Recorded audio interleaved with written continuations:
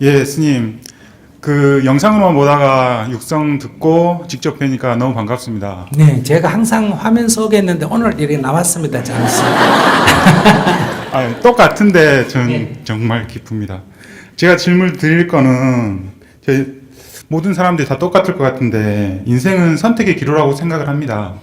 그리고 선택의 기로에서 어떻게 하면 후회를 최소화할 수 있는지 저 일례를 들면 제가 이제 좀 큰 조선사에 있다가 저는 이제 대리로 있었고 어떤 분은 차장으로 있었거든요. 저는 지금 후회는 안 합니다.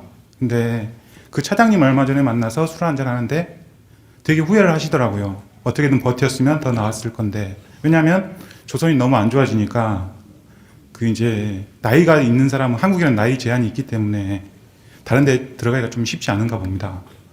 그래서 어떻게 하면 이제 저도 이제 나이를 점점 먹어가고 있기 때문에 그러니까 1, 2년 후가 아니고 어떻게 하면 5년 뒤에 웃을 수 있고 어떻게 하면 나중에 후회를 안 할 수 있을지 그게 좀 궁금합니다. 어떤 선택이 더 낫느냐 하는 선택은 없습니다. 여러분들은 대부분 선택의 기로라는 말이 무슨 말이에요? 이게 나을까? 저게 나을까? 결정을 못하는 것을 선택의 기로라고 하는 거 아니에요? 질문자 많습니까? 예, 맞습니다. 근데 저는 인생을 살아본 경험은 어떤 선택이 더 좋으냐는 없다는 거예요. 그러니까 선택에는 반드시 책임이 따르는 거예요. 그러니까 제가 이제 저도 직업을 벌써 그거를 기로라는 건 뭘 말하냐? 그 선택에 따른 책임을 안 지려고 할 때 어느 게 더 좋을까를 자꾸 머리를 굴리는 거예요. 예를 들면 지금 내가 좀 궁해. 돈을 빌리는 게 좋을까? 안 빌리는 게 좋을까? 빌리는 게 좋다, 안 빌리는 게 좋다는 결정할 수가 없어. 빌리면 이자 쳐서 갚아야 될 책임이 있고 그 책임을 지기 싫으면 뭐 하면 된다? 좀 궁해도 안 빌려야 된다. 이거밖에 없어. 그러니까 결혼하는 게 좋냐 안 하는 게 좋냐 이런 건 없어. 결혼하면 나 혼자 이제 결혼을 하면 내가 다른 사람이 돼요. 내가 혼자 살 때하고 결혼한 사람하고는 같은 사람이 아니에요. 근데 이게 이제 오해가 있다는 거예요. 혼자 살면 내가 결정하면 돼요. 근데 같이 살면 나는 가정의 일부지 혼자가 아니에요. 어떤 결정을 할 때 반드시 아내나 남편의 의견을 취합해야 돼요. 내가 혼자 살면 어떤 여자친구 전에 만났던 애인을 전화해도 되는데 결혼을 하면 이게 아무 지금까지 해오던 삶인데도 아내 입장에서 볼 때는 아까 전 애인하고 전화하는 거에 대해서 문제를 제기하잖아. 이게 결혼을 했기 때문에 생기는 문제. 혼자 살면 이런 문제가 안 생깁니다. 그러니까 내가 다른 사람이 되는 거예요. 다시 얘기하면 화학에서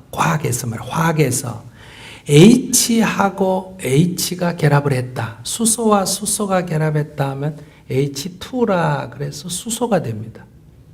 그런데 수소 2개하고 산소 하나가 결합하면 물이 됩니다. 그러니까 어떻게 결합하느냐에 따라서 다른 종류가 되는 거예요. 그러니까 내가 혼자 있을 때 하고 결혼할 때 하고는 다른 사람이에요. 가치관이 일치하면 안 돼요. 내가 20살 아래에 있을 때는 내가 엄마, 아버지와 포함된 가족의 일원이에요. 내가 엄마, 아버지 회사의 멤버예요. 근데 내가 결혼을 하면 이 엄마 회사에 모여서 종업을 해서 회사를 탈퇴하고 나오가 뭐다? 내가 설립한 회사의 일원이에요. 제 말 이해하시겠어요? 네. 그런데 양다리 걸치는 사람이 있어.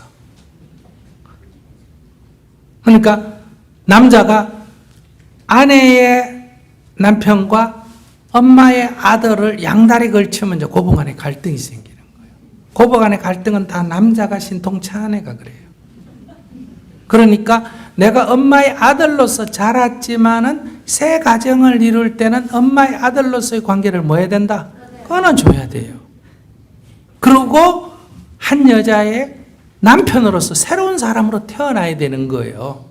그러나 다만 옛날의 인연을 생각해서 어떻게 해야 됩니까?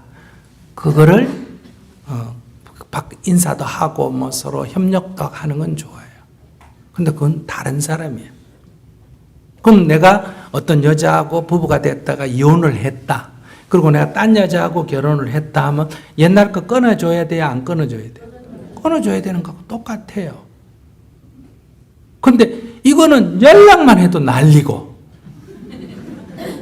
근데 연락하는 정도는 괜찮아요. 내가 둘이 부부는 아니지만은 그 남자는 애 아빠일 수도 있고 그 여자는 애 엄마일 수는 있잖아. 그죠? 그럼 애 엄마, 애 아빠로서 만나는 거는 부부로 만나는 건 아니란 말이에요. 근데 우리는 원수가 돼버려요.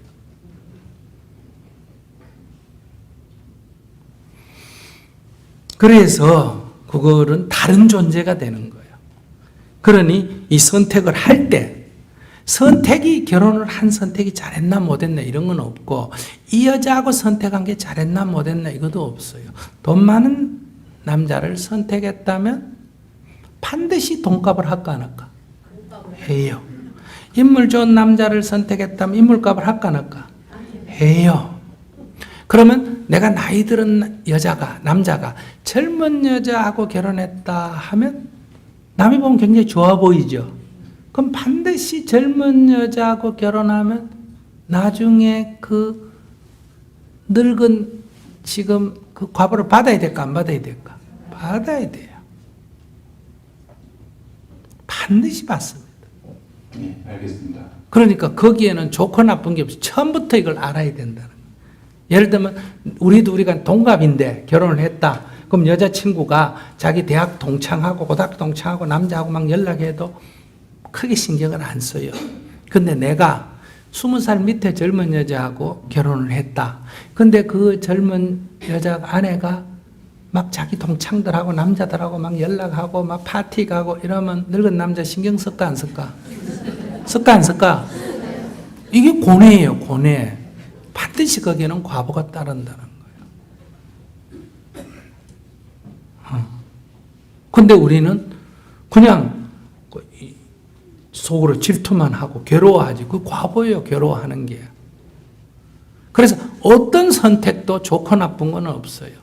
그 좋고 나쁘다는 건 책임 안 지려면 이제 후회가 되는 거예요. 돈을 빌려놓고 안 갚으려고 하니까 괜히 빌렸다 이런 후회가 생기는 거예요. 그래서 그 회사에서 나오든 있든 후회할 건 없어요. 후회라는 건 선택의 책임을 안 지려고 하는 거예요. 그러니까 저분도 이혼하면 후회할 가능성이 높아요. 왜? 다시 만나보면 그만한 얼굴 남자가 없고 그만한 직위를 가진 남자를 만나기 어려우니까 아깝단 말이에요. 후회하죠. 또 그러면 지금 살면 또 뭐예요? 바람 피우면 그게 또 괴롭단 말이에요. 그러니까 인물도 좋고 돈도 많고 상냥하고 그런데 나만 쳐다보고 사는 남자 그런 거는 좀 드물단 말이에요. 그건 이제 욕심이라 그래. 두 개를 다 가지려고 그래. 네, 저는 후회를 안 하는데 그분은 선택의 여지가 거의 없었습니다. 희망퇴직에 명단에 올라와 있어가지고 어떻게 보면 회사에서 쫓아낸 거거든요. 이제 버티면 버틸 수도 있었겠지만 어떻게 보면 회사에서 책상 내놓으면 정말 힘들게 버티다가 나중에 잘릴 수도 있는 상황인데. 근데 그걸 왜 후회해요? 자기가 선택할 그러니까 그 후회한다는 건 선택할 자기에게 권리가 있었던 것처럼 착각하고 있는 거 아니에요. 선택의 여지가 없었는데 무슨 말인지 아시겠어요? 선택의 여지가 없었는데 자기는 마치 내가 그 있고 싶으면 있어도 되는 것 같은 그런 생각을 하잖아. 예를 들면 과장이 그 당시에 10명이었다. 그래서 이 중에 이제 내보내려고 3명만 필요하고 7명을 내보내려고 그래. 그러면 나가라 해서 자기가 선택해서 나가면 되는데 그중에 5명은 선택했는데 2명은 아직 더 붙어 있으면 반강제로 내보내겠지. 그러면 남아있는 3명이 나간 사람보다 나을까 안 나을까? 낫겠지. 당연히 남아있었으니까. 근데 자기가 그 남아있는 사람에 들어갈 수가 있느냐는 거예요. 없는데 그걸 마치 있는 것처럼 생각하니까 후회가 되지. 예, 알겠습니다. 그건 나가야 될 처지예요. 예. 그리고 두 번째, 뭘 또 2개나 하려고 그래. 지금 제가 이제 저도 속세 사람이라 저도 이제 고집도 강하고 자의 주관도 되게 강한 편입니다. 근데 이제 저도 속세 사람이다 보니까 자꾸 들으면 흔들립니다. 이럴 때 흔들리지 않고 제 자신의 스스로의 길을 뭐 험난한 길이라도 잘 갈 수 있는 방법은 또 없겠습니까? 그러면 저는 내가 지금 출가한 스님이고 이렇게 많이 알려졌지만은 20대 중반에 꽃다운 아가씨가 그것도 부잣집 딸이 그것도 외국 유학까지 해가지고 이런 게 나타나서 나를 사랑한다면 흔들릴까 안 흔들릴까? 그래, 그게 뭔 문제예요 그게. 그런데 이제 그런 여자가 있다면 없을 확률이 높죠. 있다면 그 여자가 누굴까? 꽃뱀. 꽃뱀이 아니고는 그런 사람이 있을 리가 없지. 그렇게 자기가 과대망상인 거예요. 그 딱 보라, 이 꽃뱀이구나 이래 봐버리면 안 흔들리지. 아, 예쁘고요, 키도 크고요, 인물도 잘생기고 돈도 많고 교양도 있고 자꾸 이런 얘기하면 흔들리는데 꽃뱀이구나 이러면 절대로 안 흔들리지. 딱 본질을 꿰뚫어 보면 이게 나한테 해당이 되는 거냐 이렇게 봐야 된단 말이에요. 그 욕심이 있으면 눈에 가래가 그게 안 보여. 한번 보세요. 여러분에게 어떤 남자가 인물도 훤하고 키도 크고 옷도 잘 입고 말도 잘하고 친절하고 서빙도 좋고 뭐 식당 같은데 어디 가면 차값도 탁 내고 술값도 내고 차도 좋은 거 외제 타고 다니고 사무실에 한번 따라가 봤더니 사무실도 삐까번쩍하고 그러면 좋죠. 그건 누굴까? 사기꾼. 인물 못생긴 게 사기 쳐질까 안 쳐질까? 그러면 사기꾼이라는 건 낚싯밥 같은 거란 말이야. 낚싯밥이 칼치를 낚는다, 뭘 낚으려면 그 물고기가 좋아하는 거를 미끼로 걸어야 돼요. 안 좋아하는 걸 걸어야 돼요. 좋아하는 걸 걸어야 되잖아. 낚시하면서 그거 다 하잖아. 산에 우리가 짐승을 낚을 때도 뭐 예를 들어 토끼 잡으려면 거기다가 털 놓을 때 칡을 걸어야 된단 말이에요. 토끼가 좋아하는 거를. 그러니까 여러분들이 야, 이거 웬일이고 하면 그거는 거의 8, 90%는 낚싯밥이거나 쥐약일 확률이 높습니다. 쥐가 자기 일상생활할 때 늘 쓰레기를 뒤져 먹잖아. 근데 접시에 맛있는 고구마를 딱 얹어놨다. 그럼 그건 뭐 100% 뭐다. 쥐약인데 쥐가 그런 생각 하나 못하나. 웬 떡이고 이런단 말이에요. 그러니까 그거를 조금만 딱 한 발 떨어져서 볼 수 있으면 흔들릴 일이 없지. 근데 저는 한 발 떨어져서 보는데도 가장 가까운 주변의 가족들이랑 너를 위해서 하는 얘기다 이러면서, 그러니까 아파트 경우를 보면 아파트를 하나 사라고 하시는데 저는 제가 봤을 때는 이제 아파트는 별 가치가 없을 것 같거든요. 애들도 줄어들고. 그래서 저는 안 삽니다. 근데 주변에 이제 누나들이나 뭐 이렇게 지인들 보면 아파트로 뭐 갑자기 몇 억씩 벌어가지고 하는 거 보면 내가 맞는데 내가 맞는데 왜 이렇게 안 바뀌지? 이런 생각이 들거든요. 그거는 말은 맞는데 앞으로 주택 가격이 인구가 자꾸 줄죠. 그러면 앞으로 주택 가격이 떨어진다. 맞죠?